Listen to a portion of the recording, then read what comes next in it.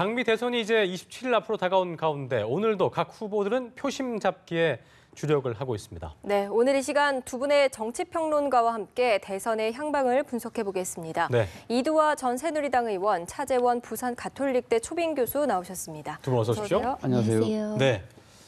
점점 이제 재밌어지는 것 같습니다. 특히 이제 문재인 캠프 얘기를 좀 먼저 해볼 텐데요. 선대위가 인사를 우여곡절 끝에 마친 것 같습니다. 네. 일단 이게 인선은 마무리가 됐지만 어떤 캠프와 선대위 측 간의 어떤 그런 불씨 이게 좀 남아 있어 보이는데요.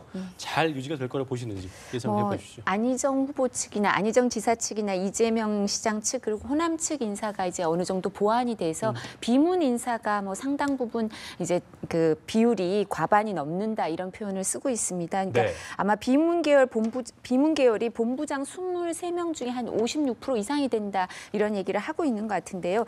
사실 뭐 숫자로 봐선 그렇지만 실제로 이게 통합이 됐는지 그리고 당내 경선은 항상 감정의 골이 좀 깊거든요. 어느 정당이나. 그래서 이 부분을 극복할 수 있을지 선대위에서 이걸 좀 살펴보려면 실제로 그냥 비문 계열의 비율이 어느 정도다 이것도 중요하겠지만 중량급 인사를 상징적인 인물들이 선대위에 참여할지 이 부분도 좀 지켜볼 필요가 있을 것 같습니다. 그러니까 네. 뭐 박영선 의원이라든가 변재일 의원 이런 다선 의원들이 어떤 역할을 할지 그리고 얼마나 열심히 해주는지 좀 살펴볼 필요가 있을 것 같고요. 사실 이제 저희 방송에서도 옛날에 많이 봤었죠. 박용진 의원이 이 관련해서 인터뷰하는 걸 들었는데 자기는 뭐 대변인격 맡아달라는 얘기를 들었었는데 실제 발표는 다른 본부장인가 뭐 다른 게 발표가 돼서 뭐 이게 어떻게 된 건지 확인을 해봐야 되고 이런 얘기를 한 만큼 그 혼맥상이 있었던 것 같습니다. 근데 이제 이 부분을 잘 추스르고 나가는 게 또 문재인 후보의 앞으로의 미래에 대해서 인재를 어떻게 쓸지 보여주는 대목이겠죠. 지금 말했던 뭐 박영선 의원 같은 중량감 있는 인사들이 잘 좀 믹싱이 될 수 있을지 이 부분 지켜봐야 될 것 같은데 어떻게 좀 예상하세요? 그렇죠. 뭐 선대위 어제 구성이 다시 재조정됐습니다만은 뭐 지금 비문 인사들, 중립적 인사들이 절반 이상을 차지하여 있어요. 외형상으로는 상당히 용광로 선대위 이 모양새를 갖췄지만 그렇죠. 방금 앵커께서 말씀하신 대로 상당히 어떻게 보면 이 지금 선대위를 그 좌지우지할 수 있는 중요한 중량감 있는 정치적인 이 그 거물들이 그 거치 여부인데요. 일단 박영선 의원과 이종걸 의원은 아마 선대위원장에 지금 그러니까 보임을 해놨습니다. 근데 문제는 본인들이 아직 수락 여부를 밝히지 않고 있어요. 그렇기 때문에 아직까지 이 선대위 구성을 둘러싼 좀 이 그 정치적 앙금은 그래도 좀 남아 있는 것이 아닌가 하는 생각인데 이것은 아마 뭐 문재인 후보 측에서 아마 적극적으로 이걸 아마 풀려고 노력을 하고 있을 겁니다. 그렇기 때문에 뭐 아마 조만간에 이 지금 문재인 후보가 좀 더 뭔가 이 통합의 행보를 통해서 이 과연 얼마만큼 이 비문측 인사들을 이렇게 이 지지를 자발적으로 끌어내느냐 이것이 앞으로 뭐 관건이겠죠. 그러겠네요. 예, 또 오늘 국민의당 안철수 캠프의 선대위가 또 발표될 예정인데요. 이 부분은 어떻게 예측하고 계시나요? 오늘 뭐 보도를 보니까 지금 가장 큰 문제가 이 박지원 당대표의 선대위원장 여부가 상당히 지금 핵심적인 쟁점으로 떠올랐어요. 말 그대로 박지원 대표를 어찌하오리까인데요. 지금 이 사실 그 안철수 후보와 상당히 좀 가까운 관계에 있는 문병호 최고위원이 지금 박지원 대표의 이 백의종군을 지금 이야기를 하고 나왔습니다. 여기 대해서 또 이 박지원 대표가 약간 좀 그 반대편에 서 있는 황주홍 최고위원도 100% 동감한다고 지금 이런 맞장구를 치고 놓은 상황이거든요. 자, 그렇다고 한다면 박지원 대표의 입장은 어떻게 될 것인가? 박지원 대표는 좀 불편한 신기를 내뺐었다고 하는데 아직까지 공식적인 반응은 아주 구체적으로 드러나지 않고 있습니다. 그런데 왜 그렇다고 한다면 이 두 명의 최고위원이 박지원 이 당대표에 대한 이런 이 백의종군을 들고 나오느냐? 결국은 이 이야기는 이번 홍준표 후보, 자유한국당 홍준표 후보가 주장했던 안철수를 찍으면 박지원이 상향된다. 그 프레임 자체의 가치를 우려가 크다는 거죠. 사실 어떻게 보면 이 안철수 후보의 그 지금 지지율 급상승이 중도나 보수표가 모인 그런 성격이 상당히 크지 않습니까?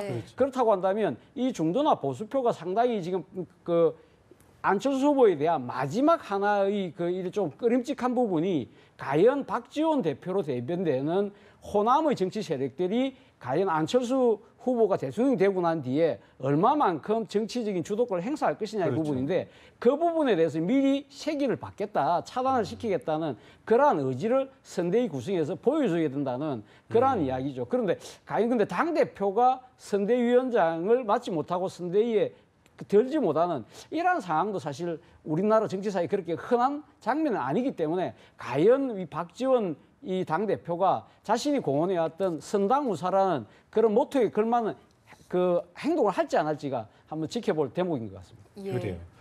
그러니까 뭐 보니까 그 안철수 전 대표 측으로 표심이 이동한 보수층 중에 또 일각은 박지원 대표를 보면서 혹시나 아까 말씀하신 태 교수님 말씀하신 대로 새로운 정부가 생겨났을 때 과연 얼마나 또 휘둘리지 않을까 뭐 이런 어떤 막연한 의구심이긴 하지만 이런 것들이 이런 시선이 있더라고요. 네. 어떻게 좀 보고 계세요? 아마 뭐 홍준표 그 후보가 그런 지적을 했었지만 저도 네네. 사실 제가 국회에 있을 때 박지원 의원이랑 박지원 대표랑 법사위 정보위를 2년을 같이 했었거든요. 그래서 이제 지켜볼 기회가 많았었는데 노회하시죠. 노회하다는 표현이 딱 어울리는 정치인이라고 할 수 있습니다. 그러니까 경륜이 많은데 그 부분에 대해서 긍정적인 면도 있지만 우리나라 정치사에서 노회하다는 표현은 또 부정적인 면도 일정 부분 있을 수밖에 없는 것 같습니다. 그래서 지금 이제 보수 중도에서 특히 보수층에게 전략적 선택이라는 그 초유의 사태에 직면한 사람들에게 정말 그 어떤 부정적인 이미지를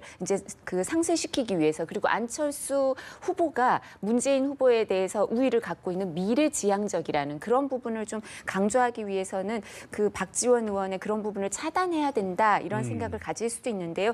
저는 참 궁금한 게 보수의 전략적 선택 중에 지금 저희가 초유의 또 사태에 직면한 것 중에 하나가 호남과 영남의 지지를 같이 받는 대통령이 선출될 가능성이 있을 것 같다. 내지는 호남과 보수의 선택을 같이 받는 지지를 같이 받는 대통령도 선택이 될 수 있을 것 같다. 이게 시대 정신인가? 이런 의문을 제기하는 사람들이 많거든요. 그러니까 그렇다면 이제 박지원 의원이 뭐 일정 부분 너무 전면에 나서지 않는다면 이런 경륜도 필요하다고 생각하고 그렇지만 중심은 안철수 후보에게 있다는 걸 보여주는 일정 부분의 조율이 있다면 그 정말 같은 호남과 영남, 호남과 보수 이런 같이 이 두 마리 토끼를 잡을 수 있는 그런 모습도 또 기대해 보지 않을까 싶어서요.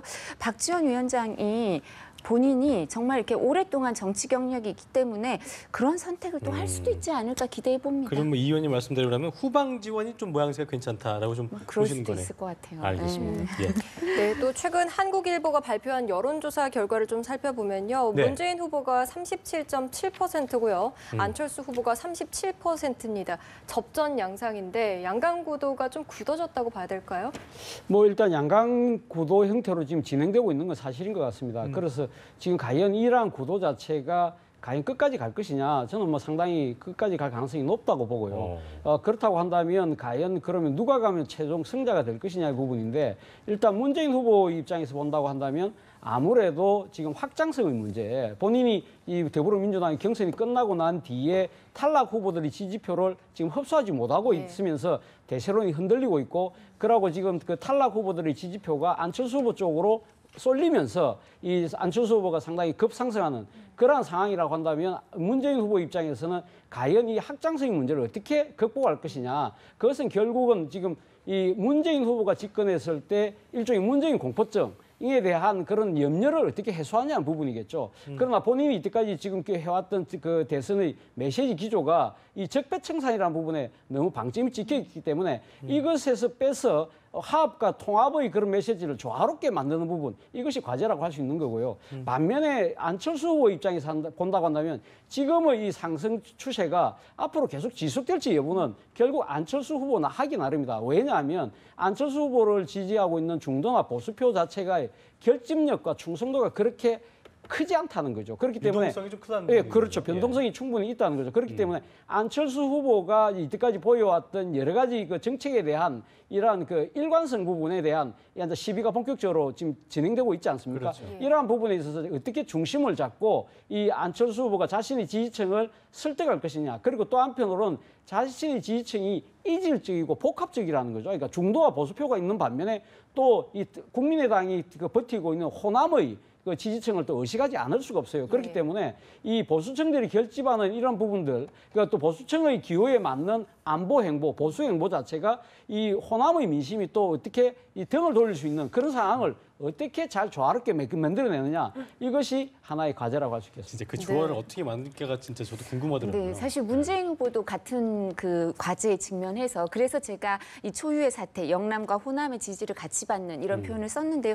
왜냐하면 문재인 후보도 호남의 일정 부분 지지를 지금 상당 부분 받고 있죠. 정권 교체에 대한 열망 때문에. 근데 부울경 이쪽에 그 본인의 지역구가 과거에 부산이었고 출신이 그렇기 때문에 또 부울경에서 일정 부분 지지를 받고 있거든요. 그래서 지역 구도가 지역 대결, 이념 대결로 그 돈가스 같이 이렇게 동일시되던 그런 게 좀 깨질 수 있지 않나라는 기대가 좀 있고요. 근데 TK는 좀 더 특이할 수 있죠. 이제 문재인 후보에 대해서보다는 안철수 후보에 대해서 또 뭐 더 다른 반응을 보일 수도 있고 하니까 이 부분은 좀 지켜봐야겠지만 제가 생각하기에는 보통 이제 그 여론조사 전문가들이 하는 얘기가 후보 등록 시점에 1위였던 사람이 이제 과거의 그 사례를 보면 당선된 경우가 많다 이렇게 얘기를 하죠. 그러니까 사실 지금 그 안철수 후보와 그다음에 문재인 후보가 이렇게 어느 정도 그 오차 범위 내에서 접전을 벌이고 있다고 하고 안철수 후보가 이제 추세가 올라가고 있다 하더라도 실제 조직력에 있어서는 문재인 후보가 앞서겠죠. 그러니까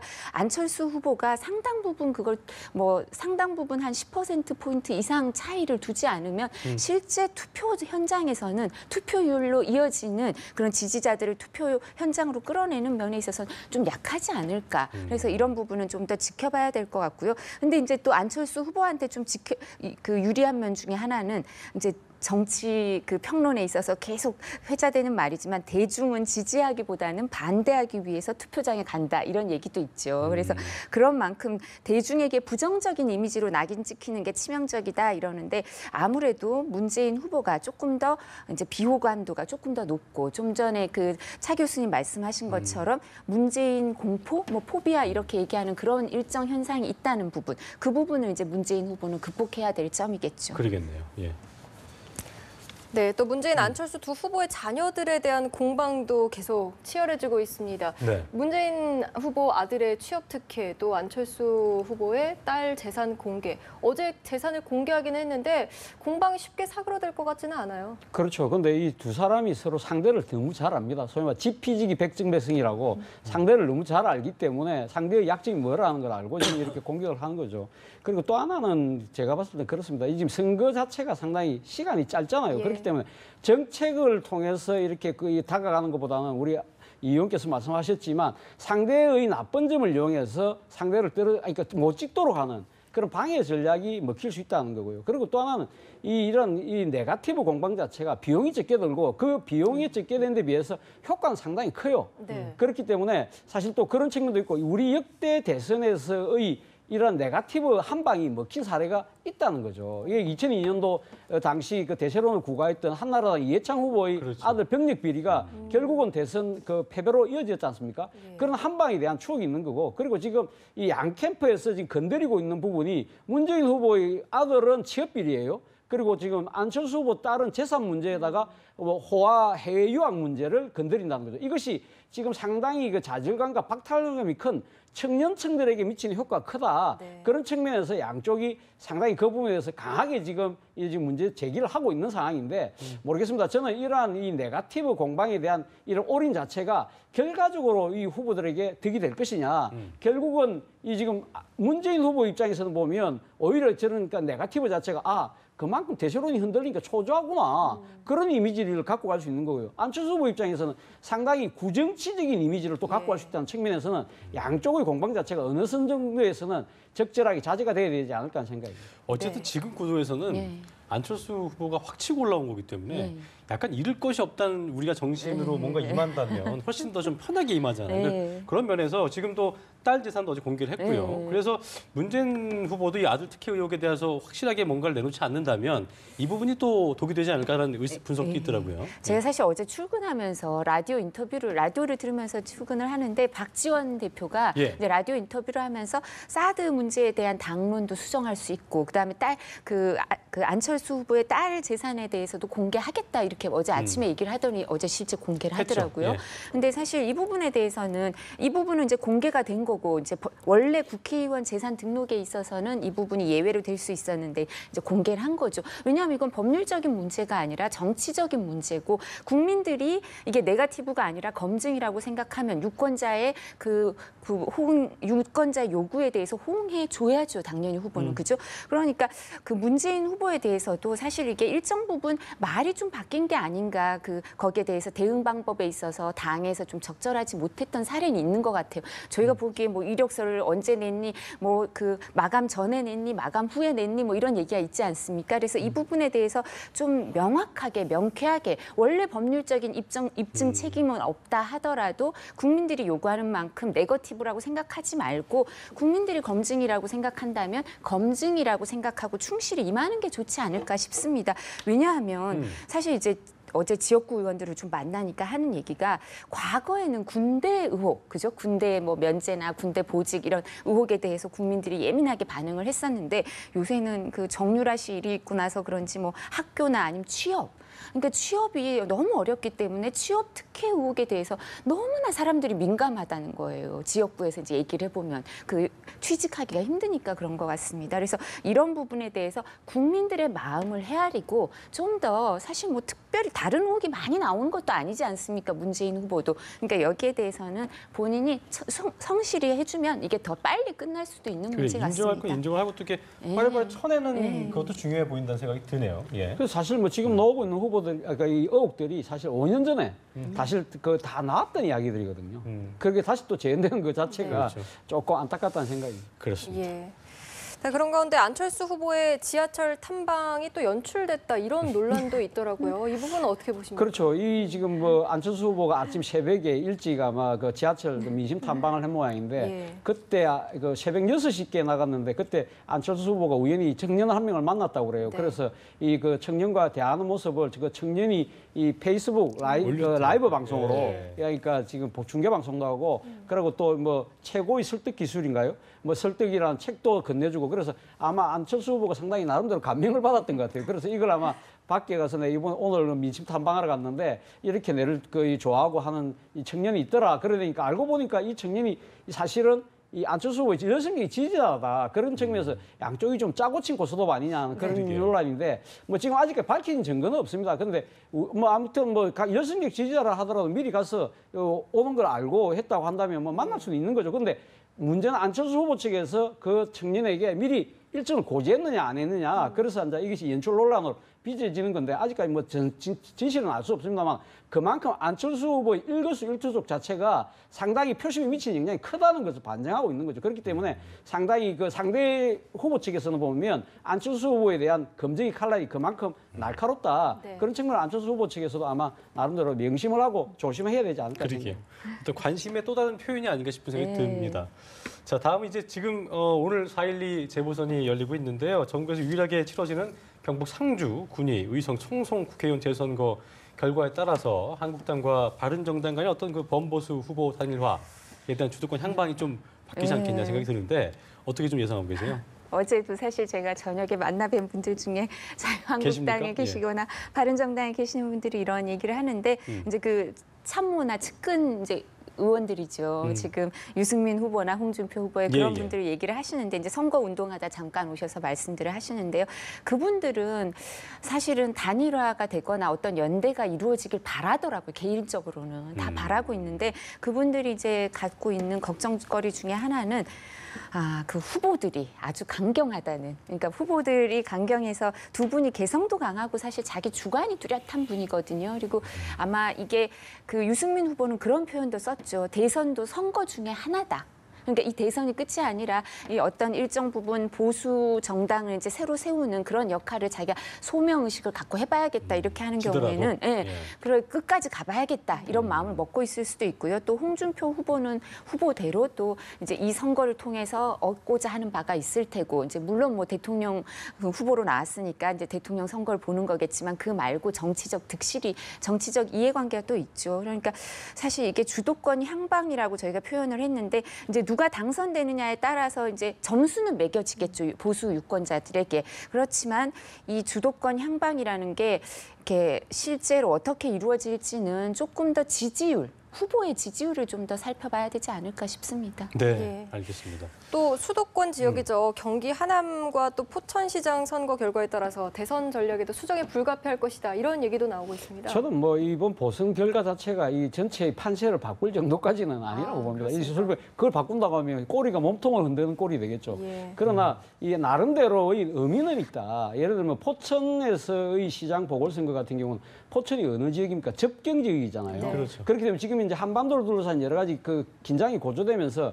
과연 이 안보 표심이 어떻게 움직이느냐를 나름대로 살펴볼 수 있는 하나의 지표가 될 것이고, 또 하나는 포천 자체가 접경 지역이다 보니까 아무래도 보수의 표심이 강했던 지역이거든요. 그런데 지금 보수가 지금 분열돼 있는 상황에서 이러한 것이 어떻게 표심에 미치느냐, 그걸 하나 볼 수 있는 거고, 지금 하남 같은 경우는 지금 수도권에서 안철수, 문재인 두 후보가 상당히 초박빙의 싸움을 벌이고 있기 때문에 수도권에 있어서의 이 양강 구도를 달리고 있는 두 사람의 표심 자체를 가름할 수 있는 하나의 풍량계 정도의 예. 참고 자료는 될 수 있겠다는 생각이고, 앞서도 말씀드렸지만 이 결과 자체가 저는 뭐 큰 영향을 미친다고는 보지 않습니다. 네. 알겠습니다. 지금 차 교수님께서 안보 이슈 얘기하셔가지고 드리는 말씀인데요.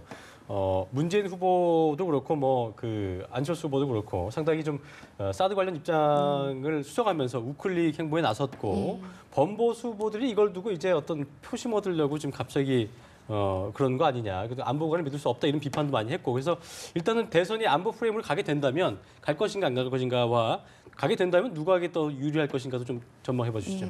사실 안보 프레임으로 갈 수도 있겠지만 그게 이렇게 결정을 짓기는 좀 어렵지 않을까라고 생각을 하는 게요.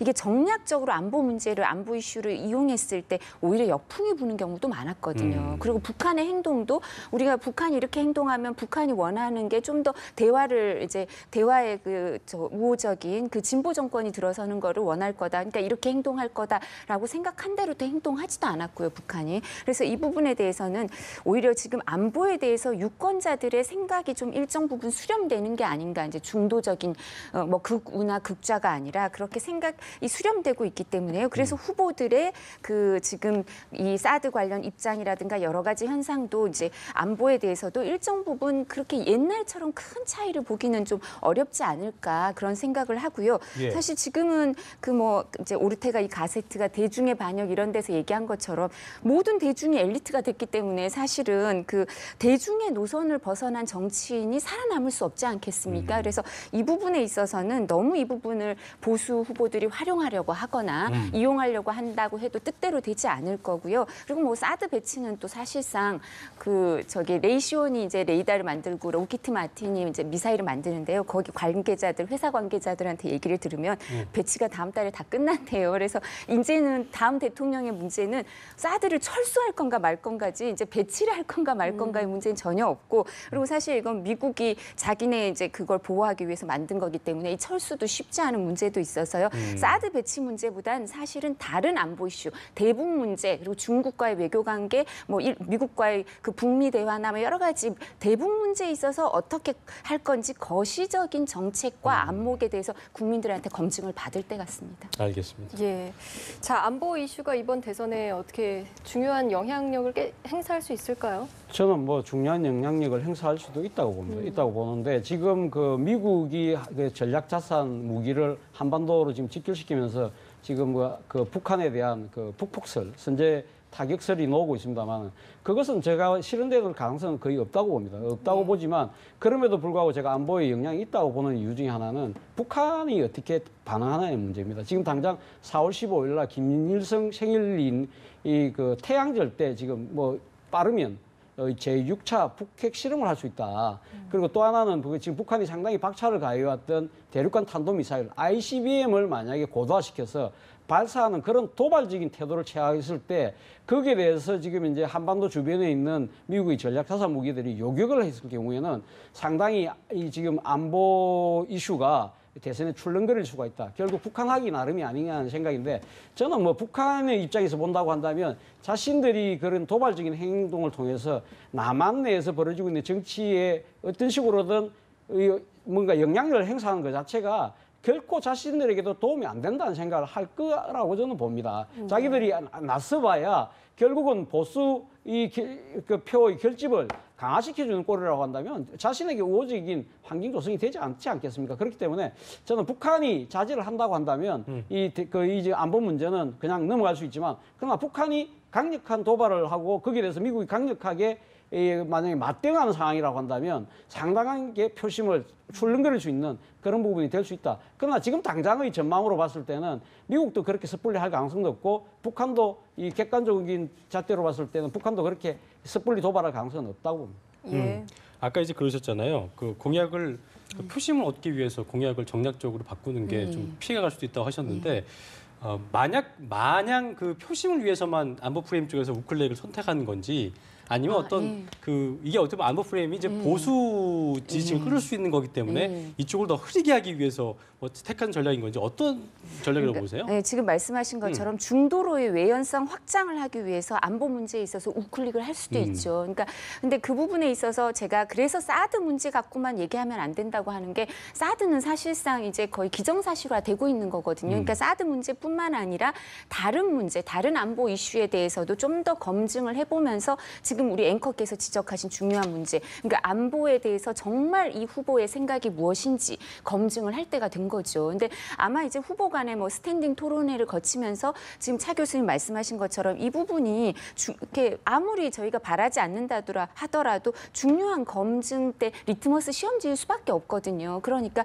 이 부분에 대해서 질문도 많을 거고요. 그래서 기회가 있을 것 같습니다. 근데 저는 그래서 문재인 후보의 생각도 좀 확인을 해봐야 되고 안철수 후보의 경우에도 당론이랑 지금 개인의 생각이 다르다가 당론도 이제 사드 배치에 대해서 수정하겠다고 얘기하고 있는데요. 안철수 후보도 생각이 변한 거죠. 약간 우클릭했다고 할 수도 있는데 이 경우에 이제 이렇게 안철수 후보의 경우에는 사실 안보 문제에 대해서 정치권에 들어와서 공부를 했다 이러는 경우에 이렇게 여러 사람의 얘기를 듣고 그다음에 자신의 생각이 실제로 수정됐을 수도 있고요. 그다음에 아니면 표를 얻기 위해서 그 영합을 그래서 포퓰리즘인지 이 부분에 대해서도 안철수 후보에 대해서도 다시 생각을 확인해 볼 필요가 있을 것 같습니다. 알겠습니다. 지금처럼 뭐 안보 이슈가 계속해서 오른다면 좀 홍준표 후보와 유승민 후보에게 좀 표심이 옮겨갈까 이 부분도 궁금합니다. 홍준표 후보 입장에서는 일종의 뭐 본인은 그런 생각이죠. 역전의 찬스를 잡는 거 아니냐고 생각을 하겠지만 제가 봤을 때 역전의 찬스보다는 추격의 찬스를 잡는 거에 국한되지 않을까 하는 생각입니다. 그리고 또 유승민 후보 같은 경우도 유승민 후보는 국회 국방위원장을 하고 국방위원을 오래 했습니다. 그리고 이 본인이 또 사드 배치 문제에 대해서 대한민국 국회의원 중에서 가장 앞장서서 소신 있게 발언했던 분입니다. 그렇기 때문에 이 사드나 안보 문제는 자신의 것이라고 생각할 수 있겠죠. 그러나 지금 상대 측에 지금 서 있는 문재인 안철수 후보 두 후보 자체가 우리 이 의원께서 말씀하시는 공이 지금 다 우클릭 행보를 하고 있다는 거죠. 안철수 후보는 본인이 지난번 그 사드 문제가 불거졌을 때는 국민투표까지 하자고 그랬어요. 네. 국회 비준은 당연한 거고 국민투표까지 하자는 이야기까지 했던 분인데 지금 상당히 이 사드 이 배치 쪽으로 돌아선 거 아닙니까? 국가 간 합의를 이 지금 거부할 수 없다. 그 논리를 들고 또 오기 때문에 사실 안철수 후보에 대해서 이 각을 세우기가 좀 만만치 않다는 거죠. 예. 그리고 지금 문재인 후보도 지금 한반도 주변의 이 긴장이 고조되면서 모든 것을 걸고 전쟁을 막겠다면서 본인이 뭐랬습니까? 조건부지만 사드 배치를 하겠다는 식으로 지금 다시 우클릭을 하면서 그리고 만약에 취임하면 제일 먼저 미국에서 한미 동맹을 지금 하고 김정은이 제일 두려워하는 대통령 그 미국의 트럼프가 제일 신뢰하는 대통령이 되겠다는 식으로 지금 안보에서 대립각 자체를 좁히고 있기 때문에 과연 이 보수 후보 두 사람들이 지금 그 애정하고 있는 그러한 이 지금 나름대로 이 대립각 자체가 각이 좀 잘 안 쓴다는 거죠. 예, 알겠습니다. 예. 두 분 말씀 여기까지 듣겠습니다. 고맙습니다.